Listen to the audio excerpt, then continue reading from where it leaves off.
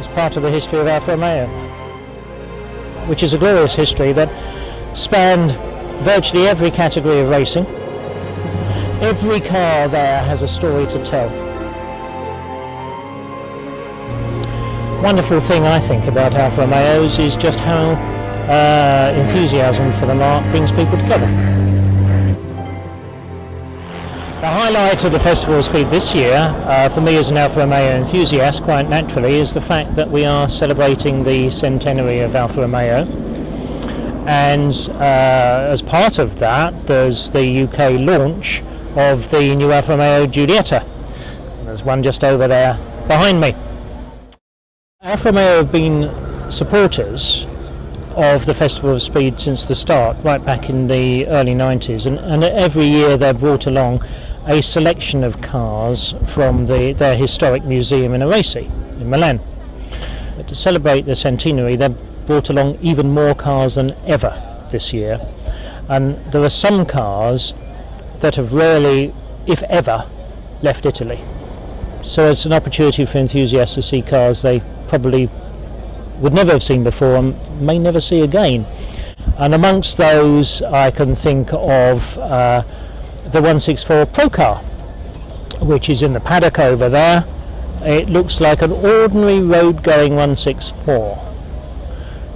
What an enthusiast needs to understand when they look at it is mid-mounted there is an Alfa Romeo V12 Formula 1 engine, and not every 164 has one of those. It was for stillborn series back in the late 80s. There's a wonderful selection here of the Tipo 33 sports racing cars, and I know that my very good friend Ed McDonough has written, along with his colleague Peter Collins, a superb book for you at Veloce, the definitive book on the 33 series.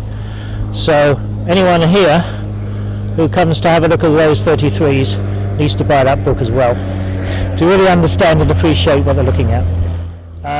There's a superb 6-cylinder 2500 here from 1938, which has a mid-engine.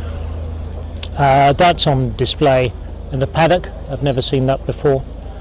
There's an extremely early car on display, and a 1938 2900B, an 8-cylinder car, which has pretty well a Formula 1 engine, Grand Prix engine, which led Le Mans in 1938 by 100 miles at one point, 100 miles, but sadly had to retire.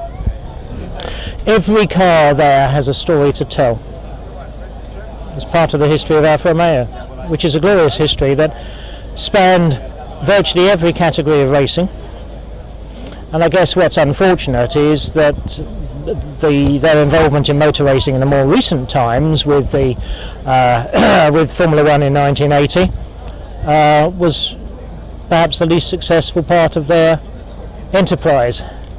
But they have been very successful in touring cars over the last 10-15 years, and representatives of those cars are here in the paddock too.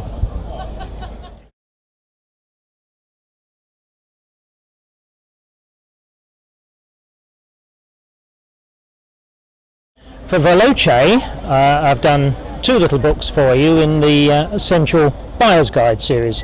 One on the 105 series Giulia Coupes, and another on the 105 series Spiders. I've been an Alfa Romeo enthusiast, I guess, for the best part of 40 years, one way and another.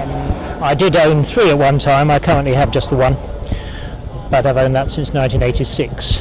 It's still in the garage, and I ran it last week, so it's still a runner. And that's a 105 series coupe, 1972 model. Wonderful thing I think about Alfa Romeos is just how enthusiasm for the marque brings people together.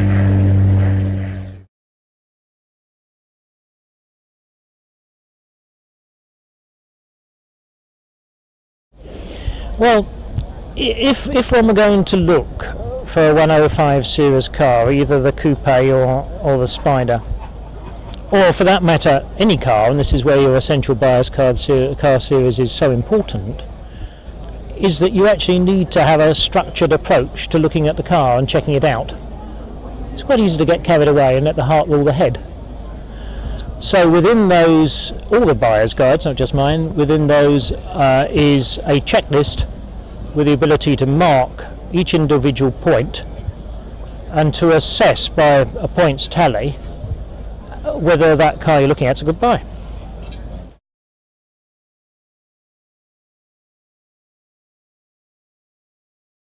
Well, I've owned 105 series cars since 1986.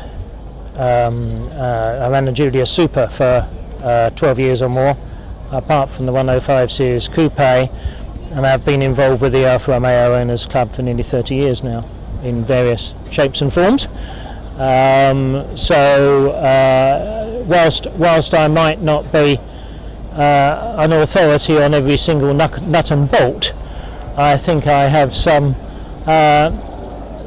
knowledge that I picked up over the years to share, which I hope might be useful to someone else who's either already interested in the cars or becoming interested.